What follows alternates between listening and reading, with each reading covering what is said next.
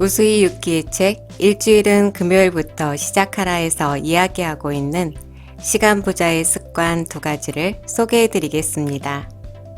첫 번째, 약속 시간에 대한 주도권을 가진다. 시간의 주도권을 누가 쥐고 있느냐에 따라 컨트롤할 수 있는 시간에 큰 차이가 생깁니다. 약속 시간을 잡을 때 상대방을 배려한다는 의미로 저는 아무 때나 괜찮습니다 라고 대답한다면 시간관념이 느슨한 사람이라는 인상과 계속 상대에게 맞추어 가야 하는 상황을 초래하게 됩니다. 언제든 좋습니다 라고 말하는 대신 7월 11일 10시 30분에 사무실에서 뵈어요 라고 대답하세요. 그러면 앞으로도 시간의 주도권을 잡기 쉬워집니다.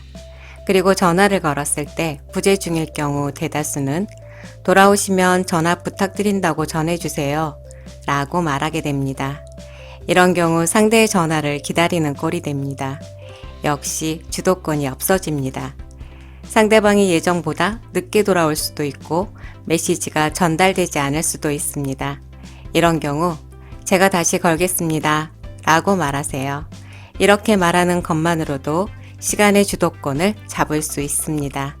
시간의 주도권을 잡는다면 나의 시간을 좀 더 효율적으로 계획하고 사용할 수 있습니다.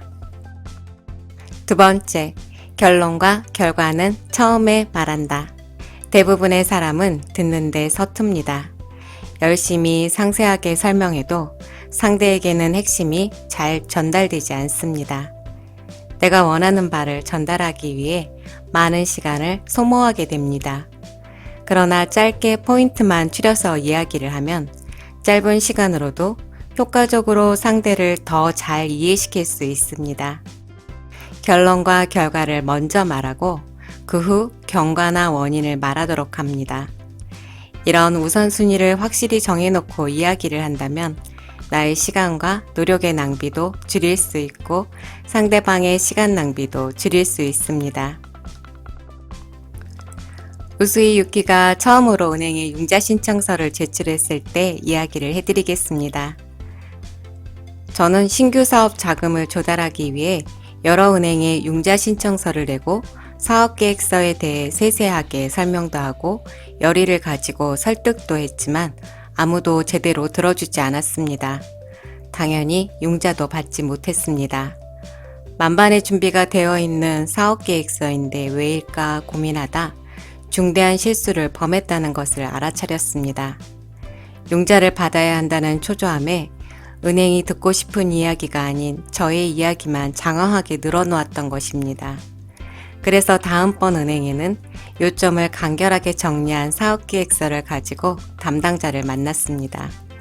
그리고 융자하면 은행에 어느 정도의 메리트가 있는지만 포인트로 전달했습니다. 그러자 은행 담당자는 그렇게 벌 수 있어요? 그쪽 비즈니스는 뭔가 재미있어 보이네요. 라고 처음으로 관심을 보였고 평가 후 융자금을 받을 수 있었습니다. 저자의 경우 화법을 바꿈으로써 사업계획서에 대한 확실한 정보 전달과 상대방의 관심을 받을 수 있었고 짧은 시간에 원하는 성과도 만들어낼 수 있었습니다. 시간 부자가 되고 싶다면 2가지 습관을 만드세요. 첫 번째, 약속 시간에 대한 주도권을 가진다. 두 번째, 결론과 결과는 처음에 말한다. 생활 속 작은 습관 2가지로 하고 싶은 건 전부 할 수 있는 시간 부자가 되시기를 기원합니다. 감사합니다.